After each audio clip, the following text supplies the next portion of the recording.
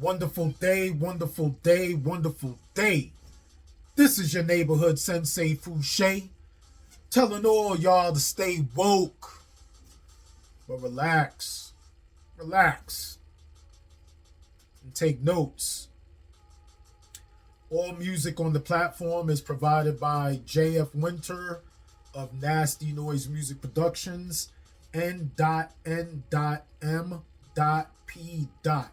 If you're on YouTube, youtube.com at NNMP1993. All instrumentals, no vocals, just a lot of variety of very influential sounds, all morphed and orchestrated in a unique individuality of sound. But moving forward, let me thank all you wonderful audience members that are tuning in and follow and support the Stay Woke program. I greatly appreciate you, and it is my humble honor to share and enlighten you with high level information. For those who aren't used to the program, we're about to go through an intense mental workout into rediscovering our inner strength and becoming one with our God inside of us. Not that external physical character that all of these organized religions as well as society wants you to give your power to and invest all your energy towards. And in reality, you're getting minimal, if anything, back on the return. What you giving out is really not what you're getting back. And the reason why is because, you searching on platforms or for information such as what I have here. You know what I'm saying? And most of you are searching because you're still in need of something that is missing. You know what I'm saying? Individuals such as myself, which I would label as solution oriented, you know what I'm saying? Like, I'm a creator, and I will create platforms and environments that are going to encompass information as such that, I drop here. You know what I'm saying? I do this out in the street as much as I do it on this platform, And I guess what I was going to speak about next, leading into our book of topic, which is The Power of Now by Eckhart Tolle. And there's a lot more books that I have that I am going to break down as we continue in time. But for our first novel of preference, I chose The Power of Now, A Guide to Spiritual Enlightenment by Eckhart Tolle. Eckhart, last name Tolle.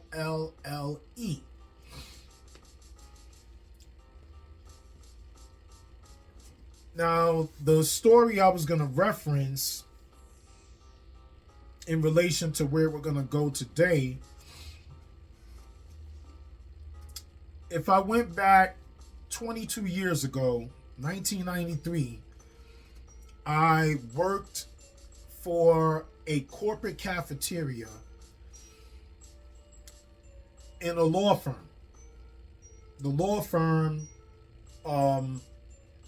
rented X amount of floors in a high-rise building in New York City, Manhattan, and they had a cafeteria included on one of the floors, and that's where I worked. I worked there from the beginning of 1993. I believe my hire date should have been January 4th. And I left that position, I left that position in the middle of 1999. And I'm relating to this point in time because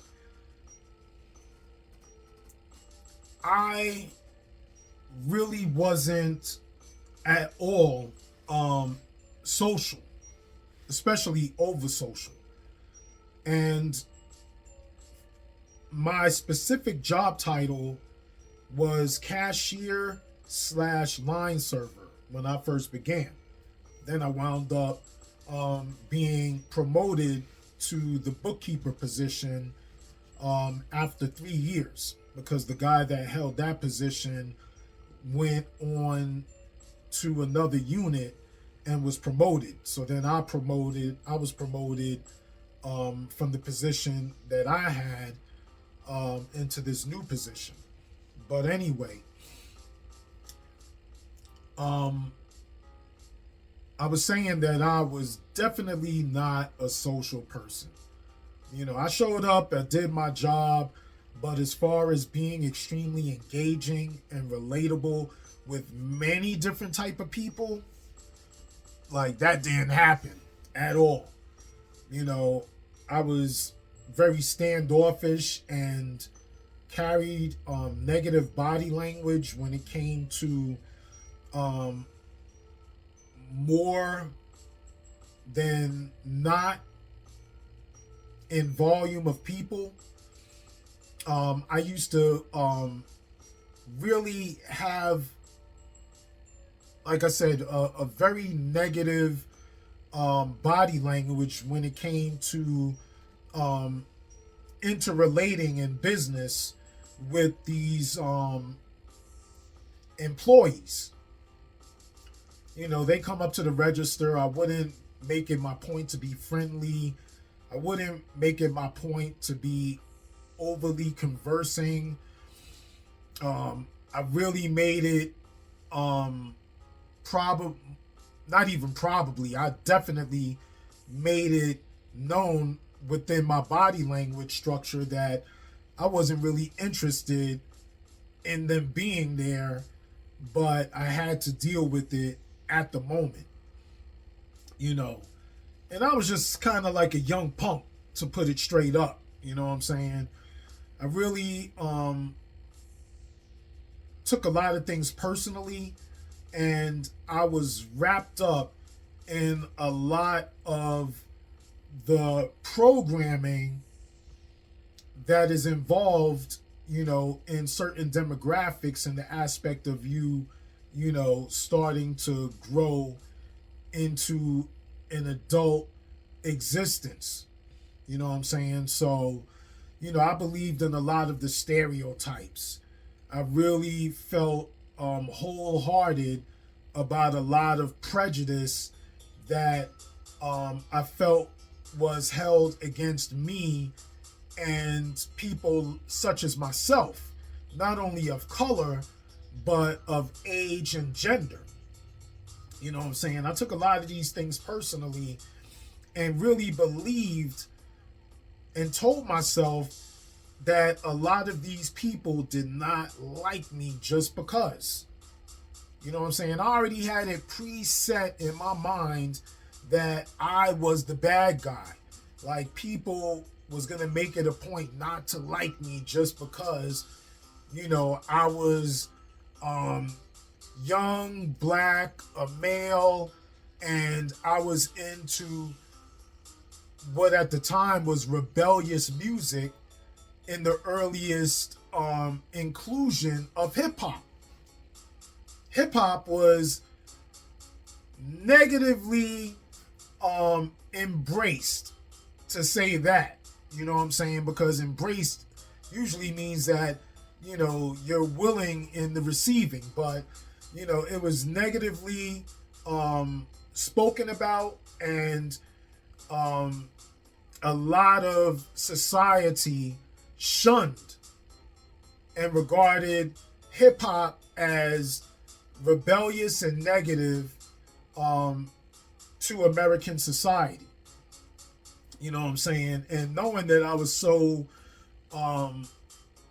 infused into that lifestyle and that culture, like I already felt like I was labeled. You know what I'm saying? And, I had what we would label as, people that came from the hood, were more street relatable. And those were the people that, I connected with, which were a small group of people. You know what I'm saying? And the reason why I'm telling this story, and I'm going to get a little faster and wrapping it up, is that, I didn't really resonate well with people, and people definitely did not resonate well to me. And, I liked, I had a crush on this particular lady. She was a little bit older than me by maybe 3-4 years, and I didn't know how to speak to this person at all. You know what I'm saying? I was very, very shy in the aspect of trying to tell this very admiring lady that I was interested in her. And this story has less to do with her specifically and more to do with someone that she used to spend time with in the aspect of, the company. Her and other women would sit down with one another during lunchtime in the cafeteria, and eat. And one of the ladies that she used to relate with and associate with was waiting in line to be serviced, and I was finishing the service of another customer who I was extremely cool with.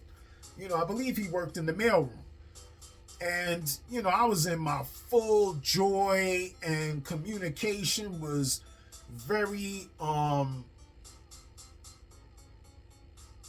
connected. And I finished doing business with that customer because I knew I had to move on to the customer that was waiting, who's this lady that I said and believed didn't like me just because I was young and black and from the hood. And she was of Puerto Rican descent, but she was more professional. That's for sure. And me and this lady never really spoke. You know what I'm saying? She used to speak with an old colleague of mine at the time, Ray, because he was Puerto Rican too. And he was more of a flirt. So he used to flirt with a lot of the ladies. And they used to, be very receiving of Ray. But Ray worked the day shift, you know what I'm saying? And I worked from 12 o'clock until 8:30. Ray was on from 6:30 in the morning to 3 in the afternoon. So when I go to service this lady, she immediately addresses me and says, man, I didn't know that, you were, what did she say specifically? I'm just going to paraphrase. She basically was like, I didn't know that you were, friendly and happy. Like, I just always thought you were just a very mean and aggressive person, but I seen a side of you that I never even knew existed. You know what I'm saying? So I'm like, man, you know what I'm saying? Like, it blew me away because she made it her initiative to address me and acknowledge me, and then at the same time was admiring of my moments of joy in communicating with someone else and being very free and seeming extremely friendly. You know, so in my moment of embarrassment, because then I'm, really just judging myself at this point more than thinking of her judging me how I used to think prior to that specific moment occurring. So I finished addressing her in the aspect of, yeah, I'm really comfortable with that person and we have a great relationship. And then I told her, I was like, I was under the impression that, you never liked me or people like me. And she told me, I don't even know you, you know what I'm saying? But you were new when I first met you or you first started working here. Of course you were new and I wasn't sure the type of person you were. But immediately after you started working here, you just kind of gave off this very edgy personality and you didn't seem like someone that was approachable. And, I kind of apologized to her for making her feel uncomfortable in any of our past interactions. Because now I'm aware that she really didn't have this feeling about me that I thought that she did. And here it is, I'm feeling a certain way about her, knowing why I'm feeling that way. And it turned out that I was wrong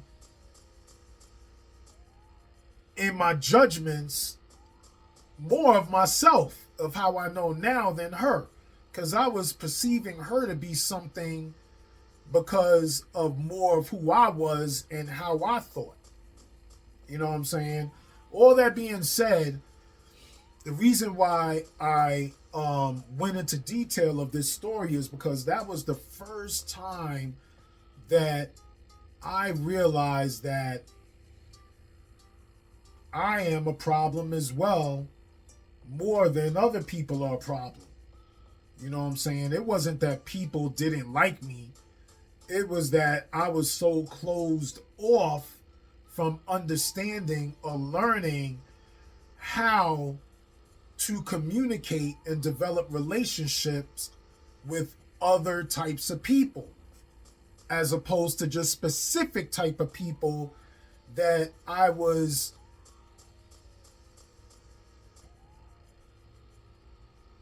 the word I'm looking for is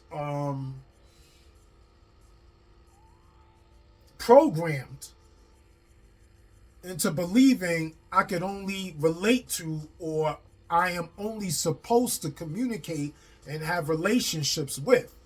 Like, I was under the belief that I'm not supposed to get along with these other types of people. I am not supposed to be liked by these other types of people.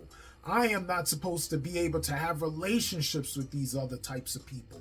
And if I do choose to, then I am going to be dismissed by the people that I believe care about me and hold me in high honor and value.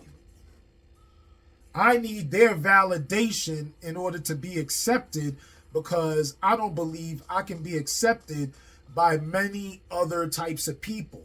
So I need to hold on to these types of people, because I am in the strongest belief that those other type of people are always going to reject me. And then, of course, now I find out that that's all untrue. And the more that I worked on loving myself and believing in myself and having more assertive confidence in myself, then I was able to open up my choosing to be happy. And in my choosing to be happy and expressing that more and more to the point where it became authentic in just being, then this illuminated radiation started to have others outside of me gravitate and appreciate and acknowledge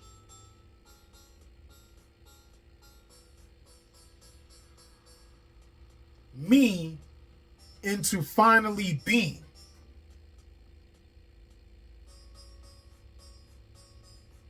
And being extremely welcoming into knowing more about me and hoping to have many more interactions and being in immediate environments of where I am in hopes of intercommunicating amongst each other in humble comfort.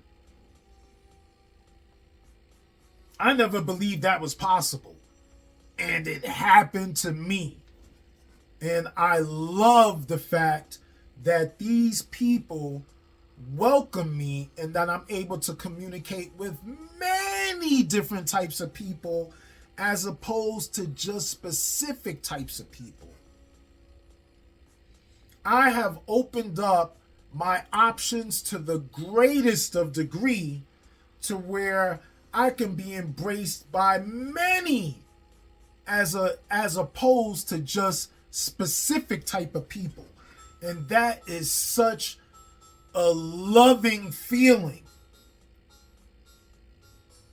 For someone that used to feel so lonely, the minute that I found myself and was comfortable with myself, other people immediately became extremely comfortable with me.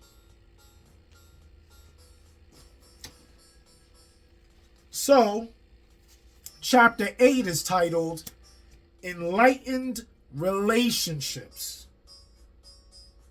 And that's why I told that story. Because nowadays, when I move, there are many relationships that have transpired because of an enlightened and illuminated connection. And I love it. Sub topic into chapter. Enter the now from wherever you are. Like, you don't even have to be in a specific place of worship or meditation. Like, you could do this anywhere once you become highly aware and highly intuitive. Salvation is not elsewhere in place or time.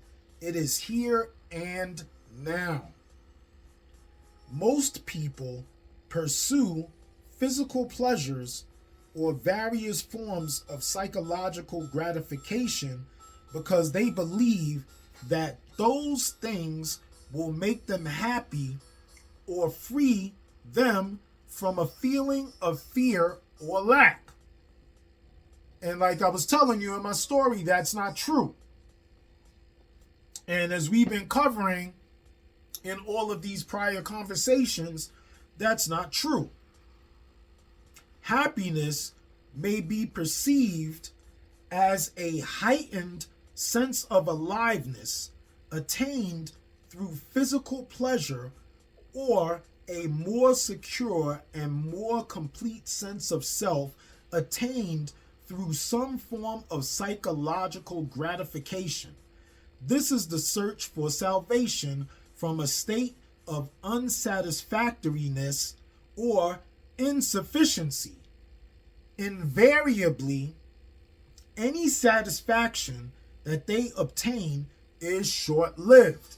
And I'm going to just keep reading because we've been covering this and you should understand at this point. And I'm reading extremely slow because it's not that you are dumb at all, but we need to be patient in the process of being specific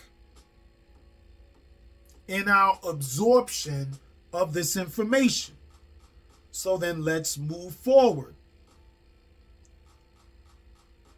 Invariably, any satisfaction that they obtain is short-lived, so the condition of satisfaction or fulfillment is usually projected once again onto an imaginary point away from here and now. When I obtain this or am free of that, then I will be okay. You need outside things in order to temporarily ease you of your displeasure. This is the unconscious mindset that creates the illusion of salvation in the future. If I get this or this happens to me, then I will be happy. So that means you are not happy now. You need something else specific in order to make you happy. Something outside of you, instead of really embracing and being in full fulfillment of what is inside of you. True salvation is fulfillment, peace, life in all its fullness.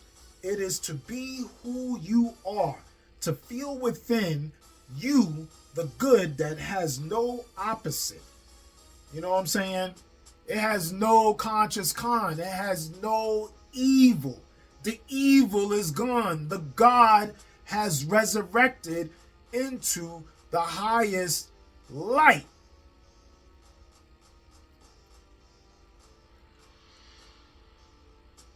The joy of being that depends on nothing outside itself. It is felt not as a passing experience, but as an abiding presence. It is to know God, not as something outside of you, but as your own innermost essence. You are powerful. They're telling you that your power is limited, and I'm telling you that it's infinite. If you are humble and you are honest,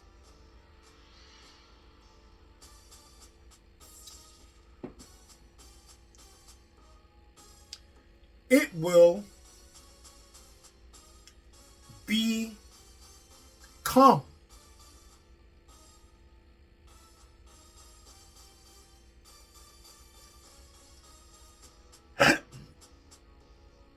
True salvation is to know yourself as an inseparable part of the timeless and formless one life from which all that exists derives in its being.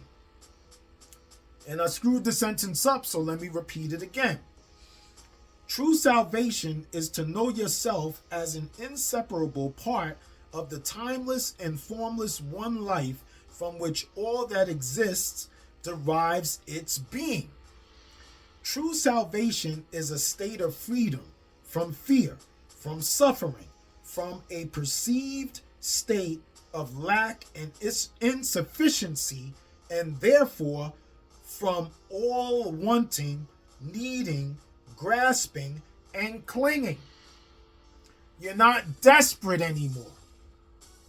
That's what that basically states. You are no longer in the conditioning and mind state of desperation. It is freedom from compulsive thinking, from negativity, and above all, from past and future as a psychological need. You no longer have to hold on to the past and no longer have to hope for some superficial or specific future that may not ever come, because you can't handle and deal with the now. You are not at your highest point of elevation in the present. You are so minimized and below in your belief. You see time as the means to salvation, whereas in truth, it is the greatest obstacle to salvation. You find God the moment you realize that you don't need to seek God. God is already there. He's already inside of you. You don't have to seek from outside. The minute you stop doing that and believing that, you are at the beginning of this resurrection. There is only one point of access, the now. Not tomorrow, not next week, right now. There can be no salvation away from this moment. You are lonely and without a partner. Enter the now from there. You are in a relationship. You need to reintroduce yourself to that deepest part of you, that God inside of you. Enter the now from there. There is nothing you can ever do or attain that will get you closer to salvation than it is at this moment. This may be hard to grasp for a mind accustomed to thinking that everything worthwhile is in the future, nor can anything that you ever did or that was done to you in the present, nor can anything that you ever did or that was done to you in the past prevent you from saying yes to what is and taking your attention deeply into the now. You cannot do this in the future. You do it now or not at all. Love-hate relationships. That's the next subtopic. Unless and until you access the consciousness frequency of presence, all relationships, and particularly intimate relationships, are deeply flawed and ultimately dysfunctional. And I know many people could comprehend that feeling.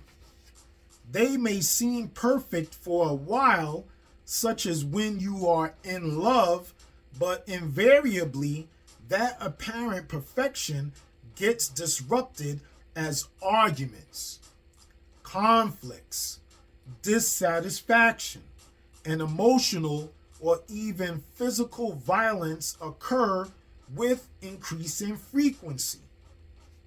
You know what I'm saying? Domestic violence. That most love relationships become love-hate relationships before long. Love can then turn into savage attack, feelings of hostility, you following? Or complete withdrawal of affection at the flick of a switch. And I know that, you know what I'm saying? I've done that. You so worn out that you detach, you know what I'm saying? Because you realize that what you thought was real isn't real, but you weren't really complete within yourself.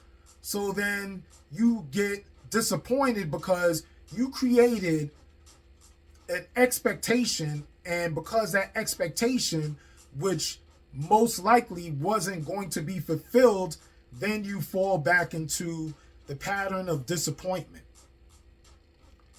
The relationship then oscillates for a while, a few months or a few years, between the polarities of love and hate, and it gives you as much pleasure as it gives you pain. It is not uncommon for couples to become addicted to those cycles. That's called complacency, because you're afraid of, well, is someone else going to be able to give me more than what this person is giving me now? What if it's worse? And that's what most people start thinking.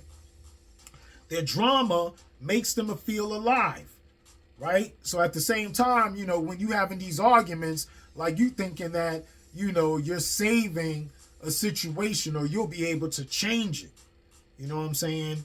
You in a power struggle. When a balance between the positive negative polarities is lost and the negative destructive cycles occur with increase in frequency and intensity, which tends to happen sooner or later, then it will no long be long.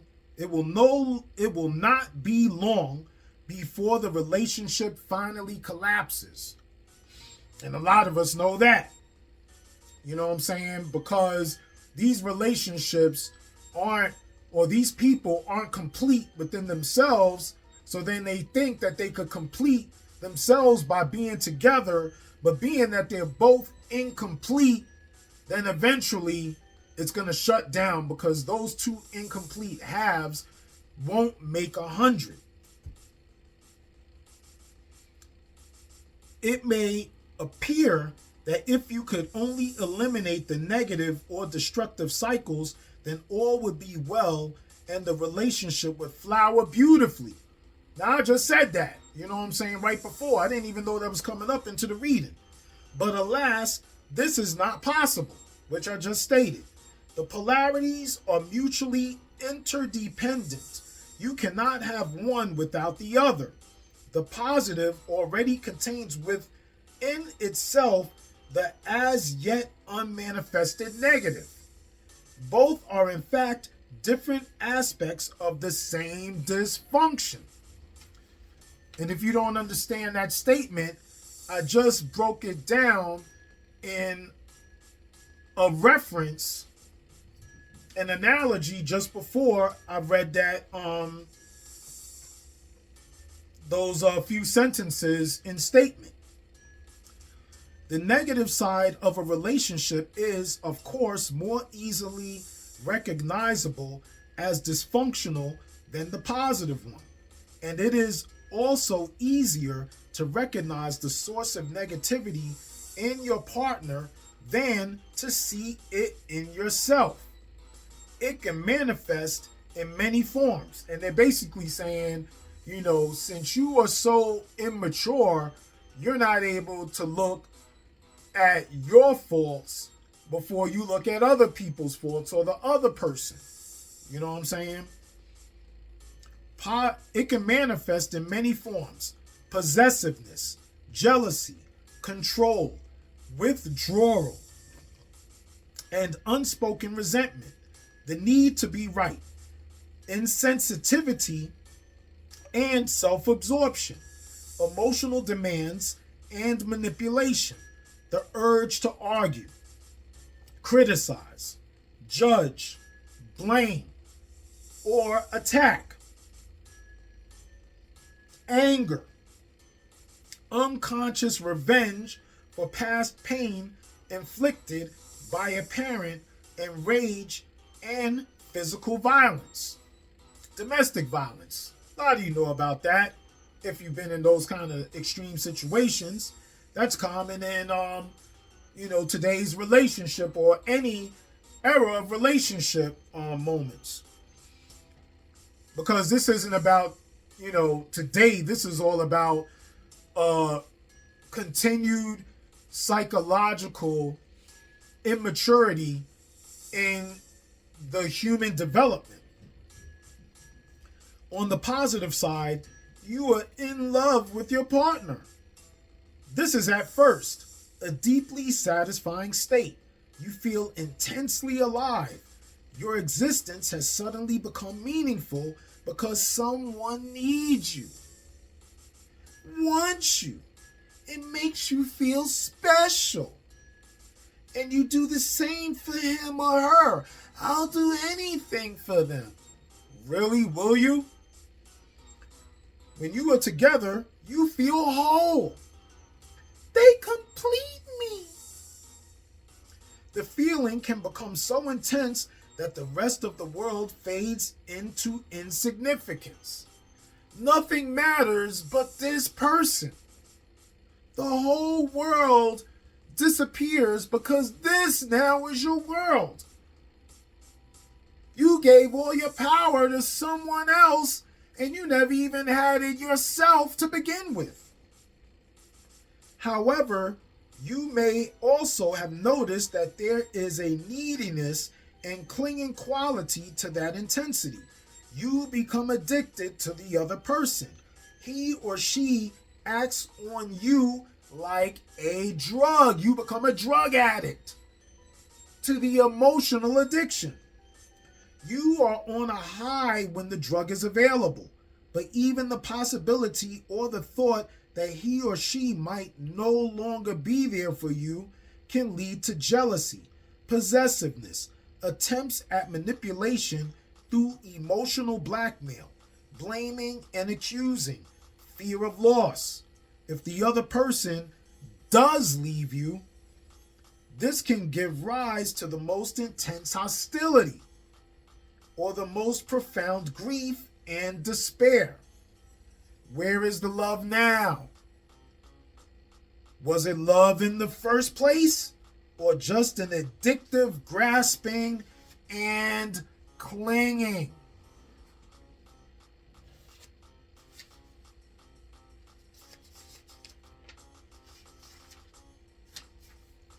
I don't want to go further. We're going to stop right there in this conversation part. When we continue tomorrow, we're going to go into the addictive perspective of these relationships. You know what I'm saying? Before you break out of that dormant psychological lockdown that you've been confined to by that clown, that doofus, that conscious con. You know what I'm saying? But tomorrow we're going to flow into the deep aspect of these clingy and possessive personality traits within your psychology when it deals to relationships. And it's a you problem before it's another person problem. You know what I'm saying? So I wish you all well for the rest of your moment in whatever time of day it is, in your listening moment to this conversation. You know what I'm saying? I myself am going to have a moment with an actual, and not for myself, but I have my daughter in